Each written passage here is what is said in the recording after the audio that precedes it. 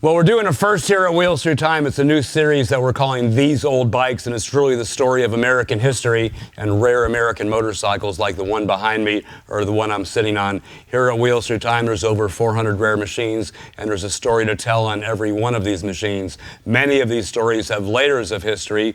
We're going to get into some of those layers of history a little bit sooner on this bike and this bike both.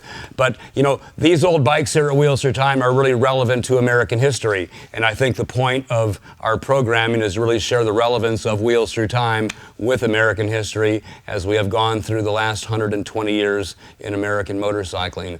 So the story I'm really talking about today was inspired recently with a clip that I saw online, and the clip was about a race in Daytona. It wasn't actually a race. It was trying to set a high-speed run in February of 1920. We're going to talk more about that in a minute, but what I want to tell you all about right now is the machine that I'm sitting on, because it kind of leads into the story of February of 1920. This particular machine is a Harley-Davidson board track racer. It's in completely original condition. It's never been touched other than from what I've done in the last 30 years, been running it regularly at least once a week. But the bike has all the original finish. My good friend Bill at the Harley-Davidson Museum in Milwaukee says this is his favorite bike at Wheels Through Time. I found the bike up in near Niagara Falls, Lockport, New York, probably about 25 years ago. And I've had a lot of fun with the bike. A really great story about the bike is in I think 1998 or 97, I brought it to Springfield, Illinois, to the Springfield Mile, big motorcycle race, and that was where all the legends would show up. And my good friend Jim Davis was at Springfield in 1997, 1998. Jim died at 102, and Jim is really known still today as probably the premier American board track racing legend. I got to know Jim in the early 90s, and I spent as much time as I possibly could with Jim. At Springfield of that year, I've got plenty of pictures here and there of Jim sitting on this motorcycle, not just sitting, but running. And I think probably no better way to get this little show going than let me start the 1921 Harley-Davidson SCA Harley board track racer. I didn't mention this. It is serial number 1. If you have a look at the motor number, it's 21 SCA 500, and that indicates serial number 1. As far as the rarity of the machine, priceless, only one known of its kind, and I'm going to start it up for you right now. At Wheels Through Time, there are hundreds of motorcycles and dozens of cars, each with a story all of their own. From the rarest antiques to the most iconic styles, we are dedicated to telling the story of these old bikes. Just like that.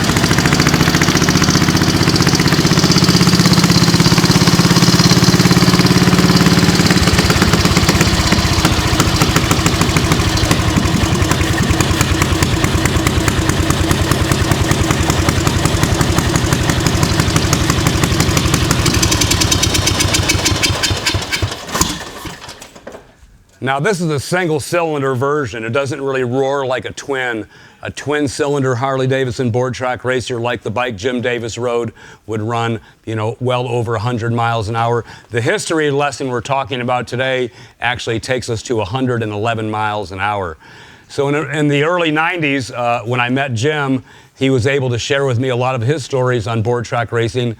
Told me a great story about flying an airplane into Murrock Dry Lake and the thing crashed. And he always had a great story, and it was always a new story. After Jim's board track racing career, he went on to work for the AMA as a flagman at all the AMA dirt track races. If you ever look at an old AMA magazine, you see the guy holding that flag. That was Jim Davis, and quite a legend he was. What made Jim particularly famous was this motorcycle right here, one of the many bikes that made him famous. And I'll tell you a little bit about this, and then I'm going to tell you about the bike behind it. And that's going to really lead to the history lesson that we're talking about today. But in 1920, Jim set a new record at Dodge City on this motorcycle. And if you'll notice, this engine is quite a bit different, this engine. And he also signed it for me right here. It says, "To Dale from Jim Davis on 3/6/1997, just 101 years old." He wrote his birth date of 3/23/1896. And I said to Jim, what was your favorite motor? And really in the terminology of that day, what motor meant is, what was your favorite motorcycle? And right off the bat, he wrote this down, CA9. And CA9 is the serial number of a very special engine, that engine. It's called a banjo engine. That number also comes up in reference in several books that Jim quoted that number, so I truly believe it is the number. And of course, that was Dodge City 1920, where he, July 4th, where he won the race. Well, behind the Dodge City bike is this bike. And let me tell you what this is. This is the same engine, not the exact same engine. This is CA4. This is what's called a Harley-Davidson Banjo 2-cam engine. This engine came out for the first run in February of 1920. There's less than 8 of these engines known. It's actually one of the most priceless Harley-Davidson relics on the planet. And I found this engine in Montana back in the mid-'80s. I've got a great picture right here you're welcome to look at later of the day I found that engine in Montana. And I brought the engine back. I had it for about 30 years, and a very similar time frame. It's actually kind of interesting because when I was hanging around with Jim Davis, maybe some of his energy rubbed off on me, but you know, to be able to find this motorcycle, also plenty of pictures of Jim sitting on this bike, but also to find this engine was such a priceless thing to find right in that same time frame when I was friends with Jim.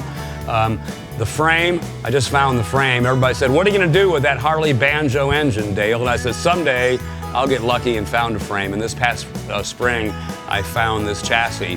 But we're really not to the history lesson yet. I just wanted to kind of bring you into the frame of the time period and what was going on. Board track racing was kind of at a peak. Shortly after that, there was a 2-year hiatus, Harley-Davidson from board track racing, 1921, 1922. But the lesson today goes back to February of 1920, and that's what these pictures are all about right here, these 3 pictures. And that's what the clip is all about. So the clip was the story of Red Parkhurst and Fred Ludlow taking, in 1920, the Banjo engine, this engine right here. You can see it in the picture here. You can see it in the picture here. And it was the first time that engine had ever been debuted in any way, in any form. And they did it at the Festival of Speed in Daytona in 1920. Obviously, ice cold in Milwaukee. There wasn't anybody going down the streets in Milwaukee. So they took the bike to Daytona with the purpose of setting 2 records, a solo record and a sidecar record. And of course, the sidecar record, it had to be somebody in the sidecar. It was also the introduction of the new ultralight Bullet sidecar. So the Harley-Davidson racing team, which was Fred Ludlow, the racing manager, I forget his name, and Red Parkhurst, went to Florida and they set up the track. The track was 5 miles long.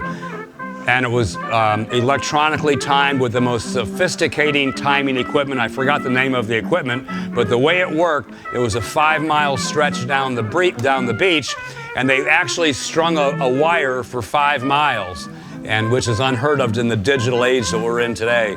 But they strung a wire for 5 miles, and at all the intervals where they wanted to check the record speed across the track, they actually had a wire that was 2 inches above the sand, and the bike would run over that and trip the wire so the machine would know when each wire was tripped, therefore able to understand how these records were set. So they set numerous records on the beach, and it is so well documented. Motor Age magazine had a tremendous story about it.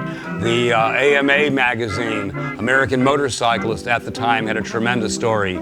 But what's really most interesting is, as I mentioned, what had inspired this conversation today was the video clip. And the video clip is probably some of the best high-quality film footage I've ever seen from 1920 that absolutely documents what Parkhurst and Ludlow did on the beach. The speed itself is actually kind of interesting because at this time, this is the 1,000 cc's, but they set their record on an engine that was slightly bigger. It's not really called cheating, but it's called like bending the rules a little bit, okay? So they wanted to have this, big feast of speed, and so they did it kind of with a cheater motor, although they acknowledged that. But they also ran the 61-inch motors, and they ran also well over 100 miles an hour.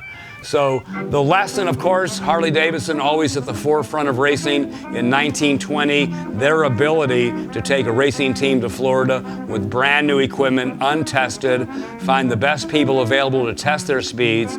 They had all kinds of referees, etc., marking that speed. But what I'm really here to tell you is about the artifact that I found about 15 years ago. And this is the trophy that Red Parkhurst won. Red Parkhurst, February 6, 1920, Daytona, Florida. The AAT&A Sidecar 1, 2, and 5 mile trophy. So the trophy from the race, don't have the bike, have an engine very similar to it. And really the last thing that I wanted to share with you, pictures available after the conversation, you're welcome to look at them. But in 1997, when I had Jim sitting on this bike running, I took the trophy to Jim because Red Parkhurst was his best friend. And the idea was to get Jim Davis's recollection of Red Parkhurst setting that record on an engine very similar to his favorite engine. Now the problem was that was 20 years ago. I have lost the recollection of his recollection, but I do have the recollection of spending time with Jim, and I have the photos to prove it, and that's the history lesson we got today. That's all, folks.